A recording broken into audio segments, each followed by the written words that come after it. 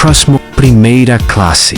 Nenhuma delas sabia, mas já estavam expostas. Eu não precisei tocar, não precisei acusar. O corpo sempre entrega o que a boca tenta esconder. Eu sou Ricardo Roots, hipnotista, especialista em leitura não verbal. Enquanto todos dormiam naquele avião, eu observava um micro atraso no sorriso, uma mão rígida demais, um olhar que ensaia inocência. Mas riqueza não protege ninguém do próprio comportamento. Em silêncio, eu sinalizei. Minutos depois, minha equipe veio à tona. Isso não é intuição. No oh dumb. E prendemos as 3. É leitura comportamental aplicada. E quanto mais você assiste meus vídeos, menos você é enganado. Se você quer enxergar o que está por trás das pessoas, continue. Ok. Isso é só o nível 1.